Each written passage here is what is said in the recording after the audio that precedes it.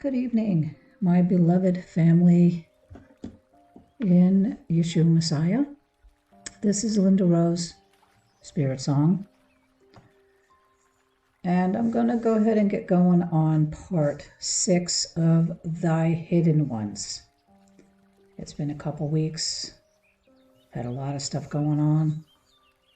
I'm finally going to go ahead and get up this next part in the series. I have one more part to do, part 7, and that should wrap it up. I'm thinking of possibly doing another series by Jessie Penn on spiritual warfare. So I'm praying about that to see if that's what the Father wants me to do. So we're going to go ahead and get started with chapter 19. We are his workmanship, created in Messiah Yahushua for good works, which Elohim afore prepared that we should walk in them. Ephesians 2:10. The soul equipped for service. How beautiful are thy steps, O prince's daughter. Thou art the work of a skilled workman. That's in Song of Songs 7, verse 1. In reply to the question, why will ye look upon the Shulamite? The eager onlooker who begged her to return described the redeemed one as they behold her equipped for service. They see her as the work of the hands of a skillful workman and call her blessed. They show that they are beginning to understand her separation unto Yahuwah and her inability to please men, and that she is the faithful servant of Messiah. She cannot return unless she is sent. The well-beloved has used his hidden one before. We have seen his joy over the precious fruits and rivers of living water, the spontaneous outflow of the abundant life. At that time, the soul did not understand the conditions of his working through her and how she was intelligently to cooperate with him as a fellow worker. She is now of full age. To receive the fullness of Messiah, she must know the solemnity of being called to work with Elohim, that his fullest purposes through her may not be hindered by her ignorance. In the language by which the princely people, or the daughters, describe the Shulamite, we may trace the characteristics of the prepared fellow worker and the conditions of effective service in cooperation with Elohim. Step by step in the Spirit. How beautiful are thy steps, chapter 7, verse 1. The Shulamite has returned to her abiding place and is now seeking to walk step by step in the Spirit. Galatians 5:25. She is the workmanship of a skilled workman who has created her anew in Messiah, Yahushua. She will not need to run hither and thither now and plan for herself because he has prepared a path of service for her. The skillful workman, who is almighty, has prepared the worker and the work. The plan will be kept in the hands of the master workman, and by the skillfulness of his hands upon her, he will guide her moment by moment in the prepared path and increasingly prepare her for each new step as she walks with him. Her feet will be beautiful if she thus walks with Elohim, and she will find that the sandals he has given her, the preparation of the gospel of peace, Ephesians 6:15, peace within and peace around, keeping her stayed upon him in perfect peace. Protect her from contact with the earth. All grace abounds for her. All she needs, if she agrees to walk in the way of his steps, not going down to see the vineyards until she is bidden, but content to do the next thing like a little child. Strengthened with heavenly food. No mingled wine wanting. Wheat set about with lilies. Chapter 7, verse 2. The wine of the New Testament is his blood.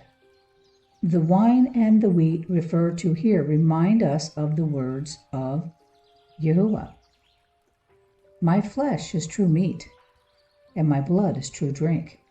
He that eateth my flesh and drinketh my blood abideth in me, and I in him. He that eateth me shall live because of me. John 6:55 through 57. The quickening life of him who is a life-giving spirit, signified by the wine, must never be lacking if the soul is to be strong in Yahuwah and in the power of his might.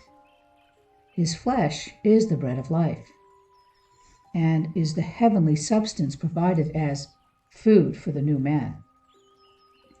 Suggested by the heap of wheat, if she would not be weak and sickly, but in her weakness be made strong and wax mighty in war, Hebrews 11:34, she must be taught by the Spirit to discriminate the body, 1 Corinthians 11:29 through 30, and to feed upon him in her heart by faith with thanksgiving.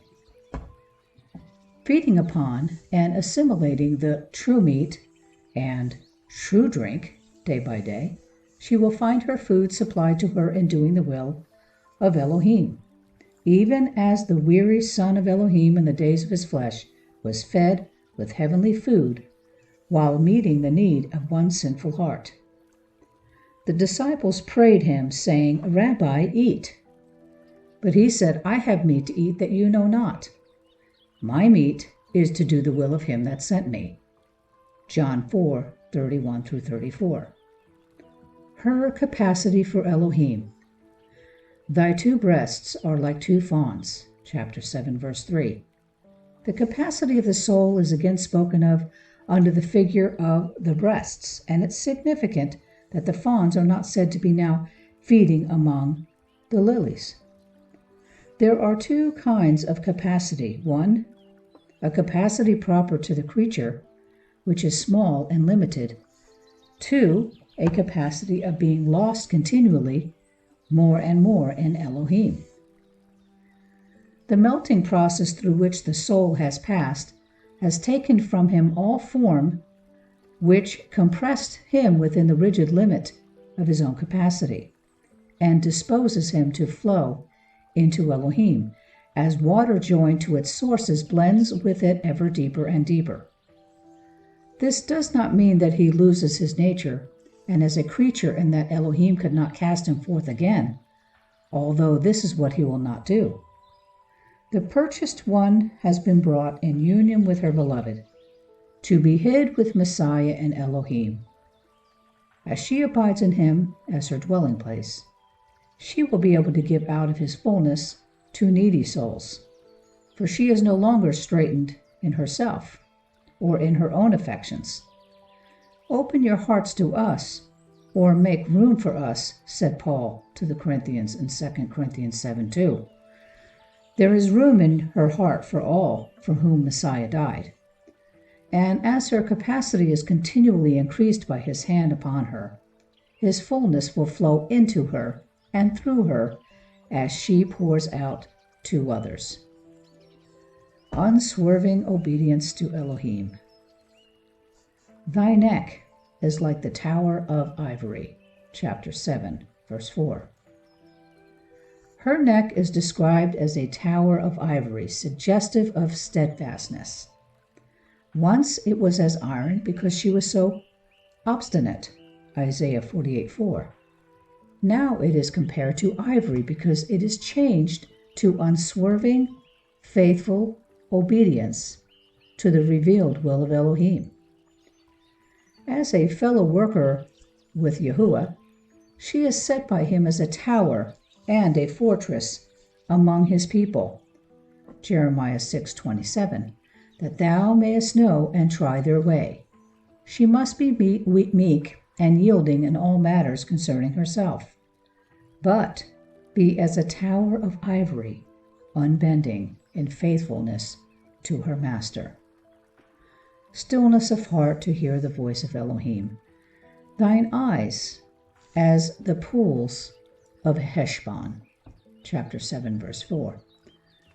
From the beginning of her history, the different expressions by the well-beloved concerning the eyes of her heart have been the gauge of her growth in the divine life. The eyes are now compared to pools in their clear, still depths, showing how the inner life has been brought into the deep calm of Elohim. She has learned to be still and to know her Yahuwah Elohim. No need of earthquakes now to tell her that the master workman is working salvation in the midst of the earth. She is able to hear the sound of gentle stillness. 1 Kings 19, verse 12. In her heart, as he makes her to know his will, so that he may be his instrument, so that she may be his instrument to teach his people the difference between the holy and the common, and cause them to discern between the unclean and the clean. Ezekiel 44:23. While she abides in her beloved, she is given discernment of the Spirit in the stillness of her heart, so that she may not judge after the flesh and the sight of her eyes, but in the sanctuary and light of Elohim. Intuitive scent in the will of Elohim. Thy nose is like the tower of Lebanon. Chapter 7, verse 4. The nose has not been spoken of before because the scent is one of the scents of the new creation which only seems to be recognizable in the stage of maturity, and seems the quickest to be dulled by an act out of his will, by any act out of his will. The God-man was said to be quick of scent in the fear of Yahuwah. Isaiah 11:3. The scent implies that exceedingly delicate intuitive knowledge of Elohim, which can only be likened to the sense of smell. The nose is said to be like a tower because this quick scent can only be maintained as the soul walks in his will, in steadfast obedience, and abides in the rarefied atmosphere of the most intimate fellowship with him. Power with Elohim to prevail with man. Thine head is like Carmel, and the hair like purple. The king is held captive in the tresses thereof. Chapter 7, verse 5. Her head is compared to Carmel, the mountain where Elijah had power with Elohim and prevailed with man. The hair is like the purple of a king bound in the tresses thereof. How beautiful this suggests the royal priesthood of those who are loosed from their sins in his blood and made kings and priests unto Elohim. Revelation chapter 1, verse 5 through 6. Separated to minister within the veil with their great high priest on behalf of the people. The hair, the figure of strength, as illustrated in the case of Samson, is now described as having royal power, holding captive the king himself. Thus did clinging Jacob hold the God-man on the lonely hillside. By his strength he had power with Elohim, yea, he had power over the angel, and prevailed. He wept and made supplication unto him. Hosea 12, 3 through 4. His strength lay in his weakness. He could only cling and dare to hold captive the King of Kings in human guise. He dared to say, I will not let thee go except. And thus he had power with Elohim and could prevail with man.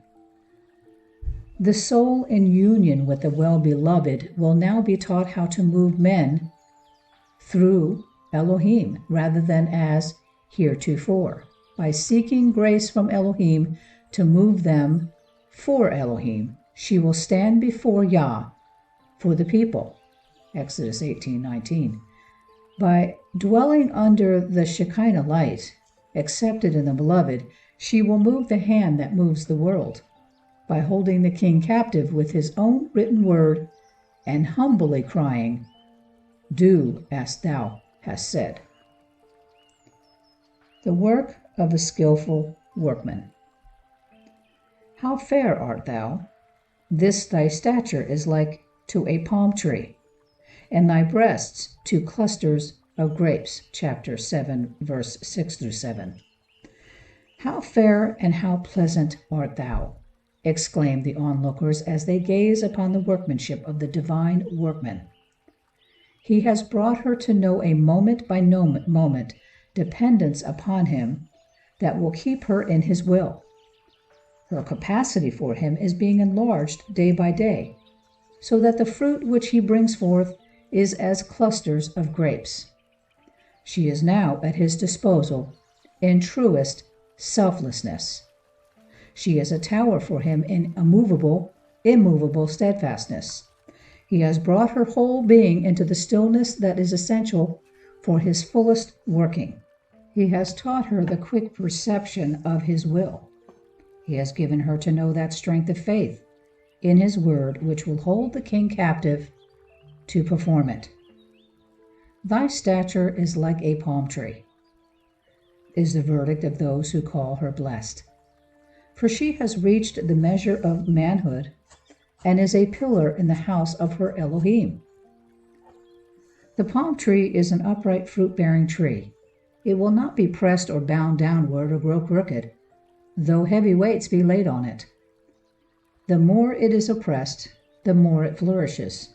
The higher it grows, the stronger and broader it is to the top.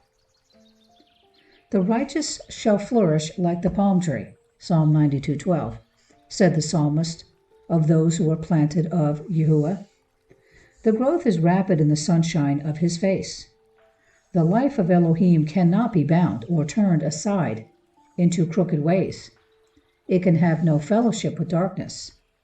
By its very nature, however much it may be oppressed and despitefully used, it will spring higher and stronger into the pure air above the things of earth and bear fruit unto Elohim. A listening soul's desire.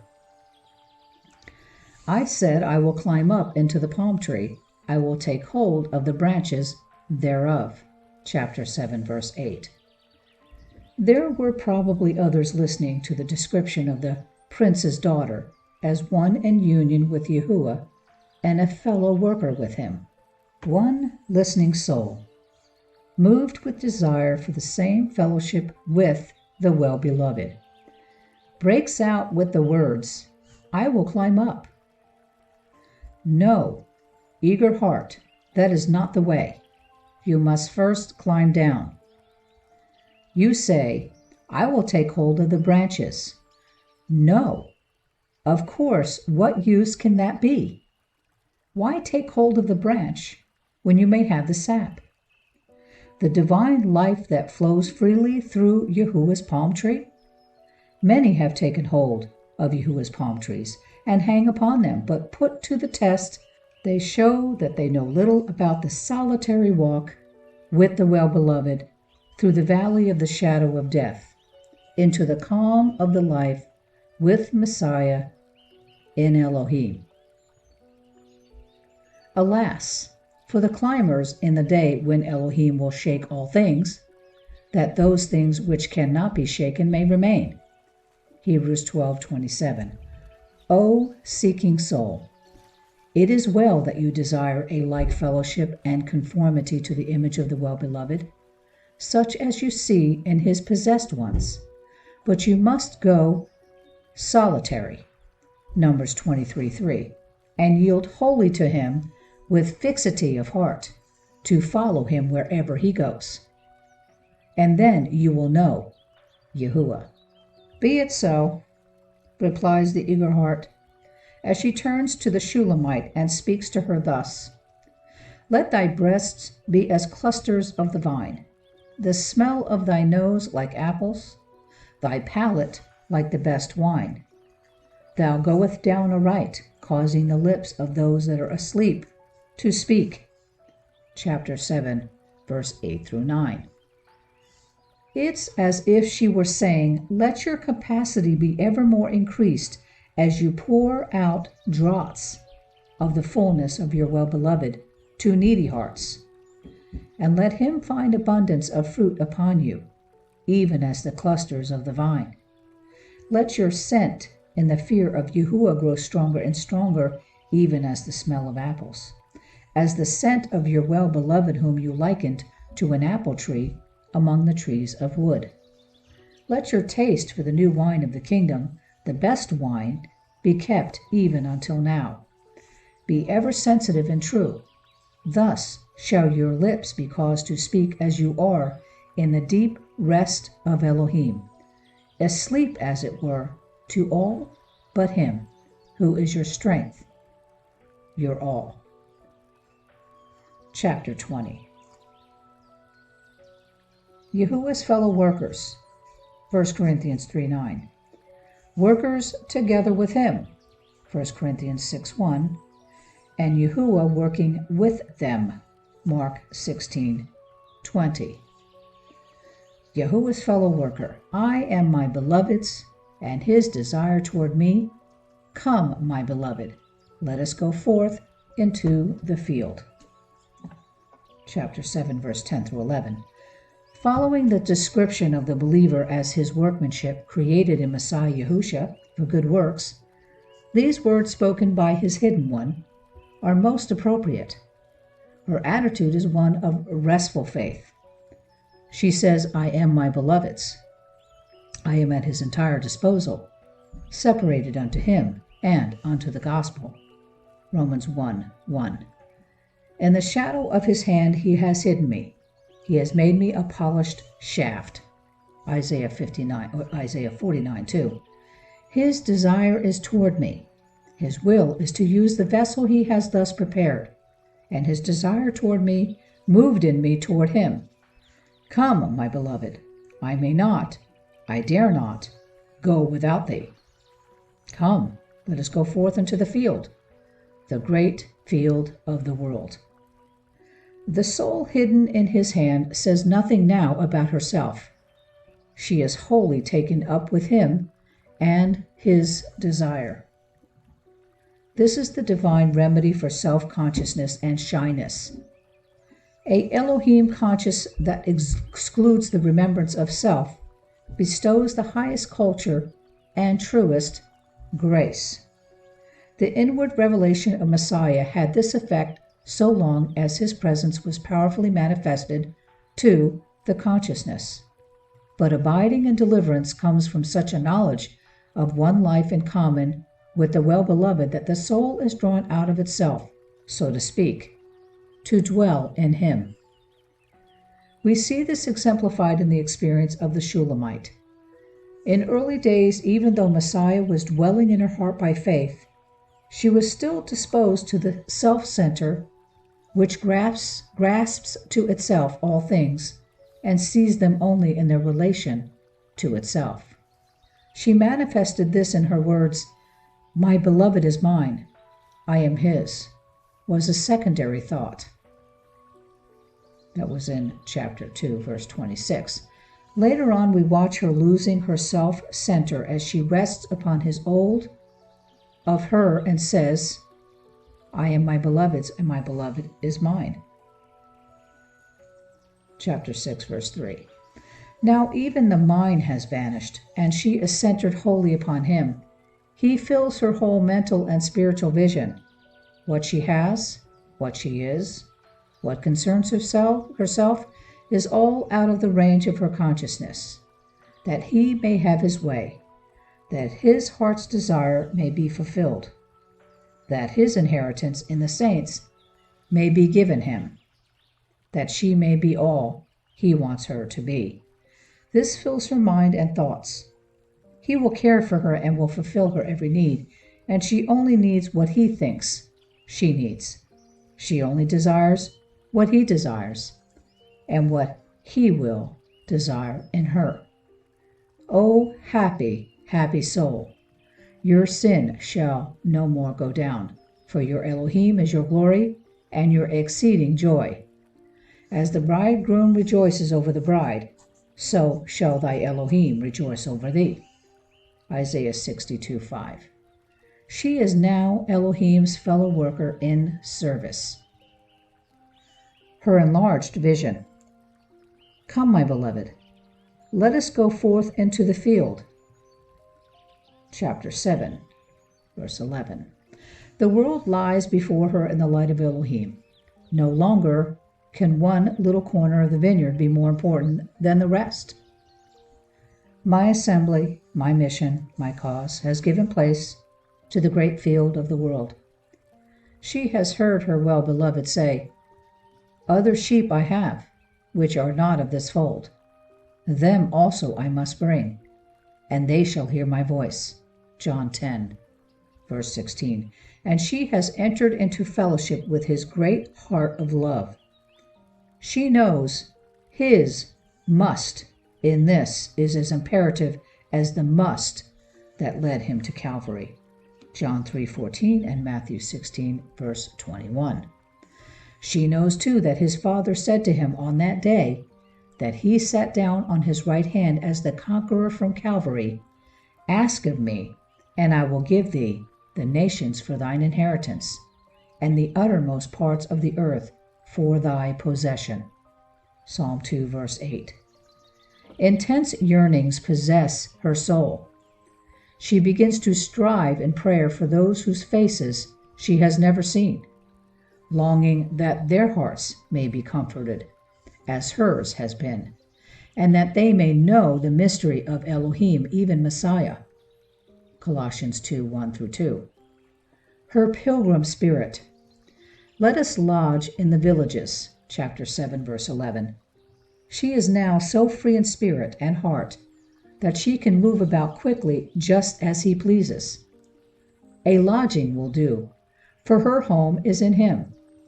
She has many times said, Whither thou goest, I will go, and where thou lodgest, I will lodge. Ruth 1:16. Now he must lead her forth and fulfill his promise. Every place whereon the sole of your foot shall tread shall be yours. Deuteronomy 11:24. The lands must be claimed for him, for they will yet become the kingdoms of our Yahuwah and of his Messiah.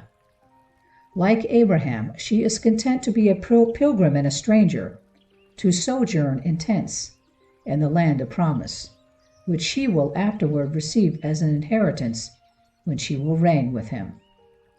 The meek shall inherit the land, and shall delight themselves in the abundance of peace. Psalm 37:11. Her diligent activity. Let us get up early to the vineyards. Chapter 7, verse 12. There is no room for sloth in a life of obedience. There is ceaseless activity in the realm of the King of Kings. My Father worketh hitherto, and I work, said the Master Yahusha, when he was on earth in human form. If the angels are given charge over his hidden ones, to keep them in all their ways, Psalm 91:11, they have much to do. There is a creaturely activity that hinders Elohim, and a passivity that is not of Elohim, a passivity that is only another name for sloth. When the Master is permitted to still the fuss and activity of the creature, and to bring the soul into the restful cooperation with him, he is able then to work through his instrument mightily. Galatians 2:8. The soul adding on her part all diligence. This includes even getting up early, as the Master did, to see to the vineyards, but first of all, by intercession within the veil. Her joy over souls. Let us see whether the vine hath budded, and the tender grape appeareth, and the pomegranates be in flower. Chapter 7, verse 12. Once she went to see if the vine was budding without asking at the mouth of Yahuwah, and found herself out of her hiding place. Now she says, Let us see. She has always had a keen passion for souls, but formerly her own activity used to draw her out of step with her master. Now she fears to move without him, and as she will always ask for his will, he will keep her in the way of his steps. She may look on the fields, white already unto the harvest, John 4:35. When she looks with him and in union with him, she will see the grace of Elohim and be glad. She will be able to discern the first tokens of fruit, and the blood-red flower of the pomegranate will be a special joy when seen in his own children, for it indicates the hidden beauty of the bridal souls who satisfy his heart. Her fellowship with her master. There will I give thee my love, chapter 7, verse 12. It is blessed to see how this hidden one is growing in the knowledge of her master, Yahusha. There was so much of me in my in those early days, in chapter 2, verse 3 through 6. Then it was, my beloved is unto me, chapter 1, verse 14. Now she says, there will I give thee my love. In effect, give the love thou hast implanted in me back to thee, by pouring it out on those for whom thou hast died. Unto the least of these my brethren. Unto me, Matthew 25, verse 40, the Master said. In binding up the brokenhearted with his word of healing, in proclaiming his liberty to the captives, in comforting all that mourn with the comfort of Elohim, her life is love, and love, his love, is satisfied. She has also learned to be at home in the sanctuary of his presence everywhere. There, in the midst of ceaseless service, he is with her, and there, in pouring out to thirsty hearts, she gives him drink. Her open doors. At the doors are all manner of precious fruits, which I have laid up for thee, O my beloved. Chapter 7, verse 13. For thee, again comes from her lips, precious fruits, for thee. She has eyes to see all manner of precious fruits in others now. Once, she can only recognize one special kind of fruit as acceptable to him, and expected to see it on every one of Yahuwah's trees. Now she knows better the individuality of souls, and can discern all manner of fruit produced by the new life in union with him. For the fruit of light are in all goodness and righteousness and truth. Ephesians 5:9. She discovers also that as she walks in the prepared path of service, she does not have to run hither and thither for opportunities of gathering his precious fruits. Day by day, all is at her door. She will need most vigilant faithfulness to gather what is brought to her hands, to redeem the time, and to buy up her opportunities. Literally, to buy up an article out of the market in order to make the largest possible profit from it. Now I'm going to read the last chapter, 21. How much more shall the blood of Messiah cleanse your conscience to serve the living Elohim? Hebrews 9:14. The soul out of touch. Oh, that thou wert as my brother. When I should find thee without, I would lead thee. Chapter 8, verse 1 and 2. Beloved of Yahuwah, what has happened to you? These words are such a contrast to her last ones. Some change has evidently taken place. We saw her in the joy of blessed service with the well-beloved. His desire was toward her, and her fellowship was so intimate with him that she could freely say, let us go forth. Now she speaks of him as if he were without, as if she had to lead him to her home. She must be out of step again. Possibly some subtle thought of self-confidence has caused her to miss the path, and she was unaware of its first approach. She did not know the danger of it. The well-beloved is teaching her how to abide in him, and she must learn that notwithstanding all the way in which he had led her, she is not in a state of permanent blessing. His workmanship brought her simply to a place of utter dependence, and to an attitude toward him in which he could be her all in all. She has learned the lesson that she must not act apart from him. She probably missed a step with him by thinking that she knew how to abide. It is difficult to be emptied of her own wisdom. It is more difficult to be kept emptied. It is not easy to be so thoroughly detached from all previous knowledge and to hang in helpless dependence upon our El Shaddai, and to expect him to be continually made unto us wisdom. The very knowledge given by Elohim in the first instance, if grasped and clung to as our own, may keep us from understanding his fuller revelations later on in the spiritual life. At every stage it is only possible to say, I know in part, but then I shall know fully, even as also I have been made known. 1 Corinthians 13:12. The danger of self-effort. Oh, that thou wert as my brother. I should, I would, yea, I would. Chapter 8, verse 1 and 2. The first intimation that the soul is out of touch comes from the silence of Yahuwah. Silence in the heart and in the written word. For the written word is the expression of the living word and is his language of communion.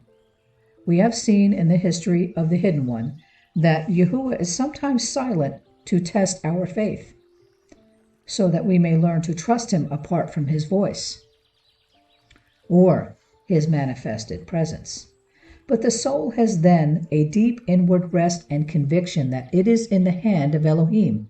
It knows he is not habitually silent, and will bring all who rely upon him as they walk in darkness and have no light, Isaiah 50, verse 10, into fuller communion with him as they follow on in the path of his will. The Shulamite is not at rest. She intuitively knows that his silence indicates that she is out of step, and this is a call to her to wait at his feet so that she may be shown the cause. Her words show us that she is in danger of getting into agony and struggle over her loss of touch and indicate that the sense of homelessness from being out of her hiding place is unbearable. For the moment, she wishes she could only see her beloved as a human being, a tangible person, like her brother, so that she could take hold of him and lead him to a quiet place to obtain his instruction. But all in vain, poor soul. It cannot be in your way. No self-effort will do. To struggle will but increase the sense of separation and bring worse matters in its train. Be still, and by faith shelter afresh under the blood sprinkling. Thus he will teach you his way. The soul gives a hint that she has been despised. Chapter 8, verse 1. Possibly she had said too much about her fellowship with the well-beloved, and she had been considered presumptuous or even extravagant in her devotion and obedience to him. She has forgotten that although her inward life has been illuminated by the sun of his glorious presence, she has never been promised anything but suffering, tribulation, and rejection in the world that rejected him.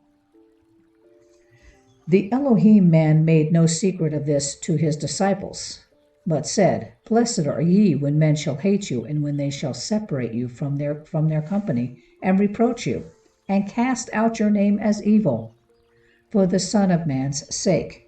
Luke 6, verse 22. Her desire to be taught. I would bring thee into my mother's house, that thou mightest instruct me. I might cause thee to drink of the juice of my pomegranate. Chapter 8, verse 2. If for one moment she thought otherwise, she is now conscious that she is utterly ignorant of herself, and that she knows nothing yet as she ought to know. This is the artistry of the skillful workman, to illuminate a soul with his light, and it is important that we should know how to deal with Elohim and prove things that differ. Is it the silence of love which tests the soul to mature its faith, or the silence of grief over some step out of his will? Such must be the heart-searching question when Yahuwah ceases to speak. The soul in such a case should cast itself at once at the feet of the well-beloved and seek to know his mind. It may always draw near in full assurance of faith, through the sprinkled blood evermore speaking to Elohim upon the mercy seat. It is always accepted in the beloved. Sheltering under the blood, the soul should definitely deal with Elohim, renew its abandonment, and with the simplicity of a little child, commit its way unto Yahuwah, trusting him to reveal and remove the cause of his grief, or, if his silence is the silence of testing, to keep it safely in the path of his blessed will. Having thus rolled our way upon Yahuwah, we may rest and wait patiently for him. Yet to keep it conscious of its own ignorance, to be wisdom to the redeemed one, yet to keep the earthen vessel from appropriating that wisdom as its own, so that it may ever cry, "Instruct me." The Shulamite cries, "Teach me, then I will cause thee to drink, to be refreshed through me, whom thou hast always compared to a pomegranate." See chapter 4, verse 3. He is still the center of her whole being. She has lost step, but not in him as her life. Her aim is still that he may be satisfied. The soul's cry after her resting place. His left hand should be under my head, and his right hand should embrace me. Chapter 8, verse 3. However foolish and ignorant she may be, there is no question as to the integrity of her heart. Her will is ever kept immovably set to obey. I only desire to be taught, she says, that he may have his way and be satisfied is all I want. Oh, for the rest and upholding of the everlasting arms. Ah, she thought she knew how to keep step, but she sees she is as helpless as ever. She must needs be carried. Now she knows what it is meant by being a little one, and understands the Master's word that the greatest in his kingdom is as a little child, Matthew 18:4. She is maturing in truth, for she is progressing from the cross to the cradle. Her growth in the stature of Messiah will be manifest in the child spirit which evermore lies down in the Father's bosom. The soul at rest and the well-beloved's care. I adjure you, O daughters of Yerushalayim, why should ye stir up, or why should you awaken love until it please? Chapter 8, verse 4. The soul out of touch no sooner cries out for her resting place than she found herself as a babe in the everlasting arms. As the mother hears the faintest cry of her little child, so the well-beloved responded, "Here I am," to his purchased one, Isaiah 58:9. While she struggled and said, "I would, I," he was obliged to wait, to be gracious. But her first helpless cry after his heart and his upholding power brought her into rest. When the soul in union with Yahuwah is conscious of the least cloud, a quiet turning to the Father's heart, and a restful dependence upon the blood of sprinkling which ever speaks upon the mercy seat within the veil, is the only way into step again. And if any man sin, we have an advocate with the Father, Yahushua HaMashiach, the righteous, and he is the propitiation. 1 John 2, 1 and 2. The hidden one at rest will be cared for by her master. She speaks again to the daughters of Yerushalayim, and bids them leave his redeemed one to his keeping. At each stage of the divine life, the daughters seem to need his charge. The sons of the prophets came to Elisha at every point where he took a new step forward in following Elijah, until at last they stood afar off to watch the consequences of such a persistent walk. So, these daughters seem to come to the soul in the Song of Songs. Possibly they had something to do with her recent experience, and so called forth this renewed charge from Yahuwah. They may have seen her in fresh activity in the vineyard, beheld her as a spirit-equipped worker, and pressed upon her to go here and there, not knowing that she was still as empty and useless as she had ever been when out of his will. If she listened to their voices, she would soon go beyond her measure of grace. However great the need, or important the call, of what use is her going unless he sends her?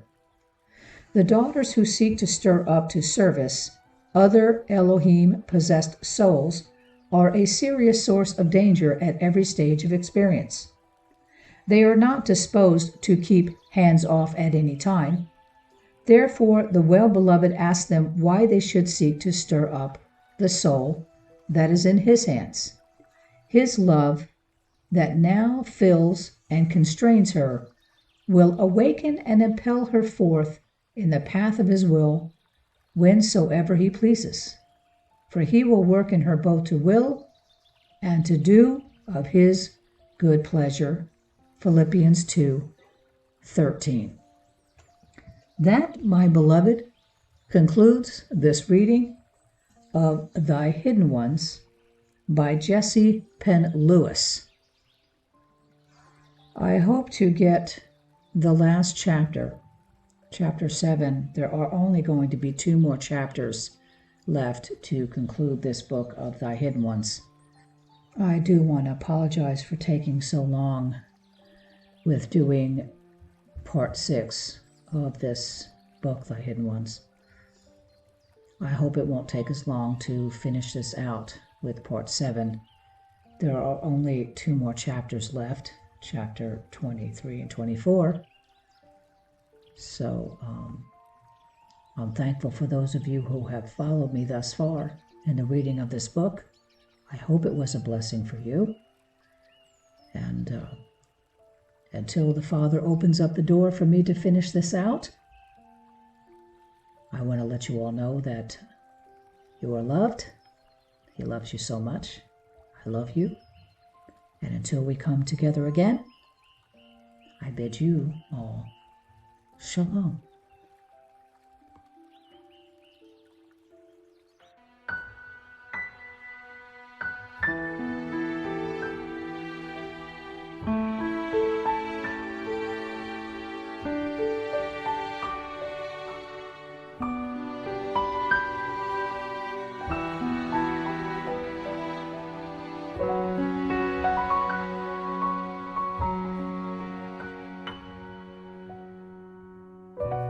You are my hiding place.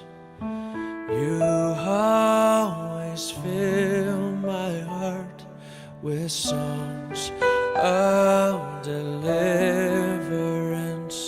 Whenever I am afraid, I will trust in you. I will trust in you. Let the weak say I am strong in the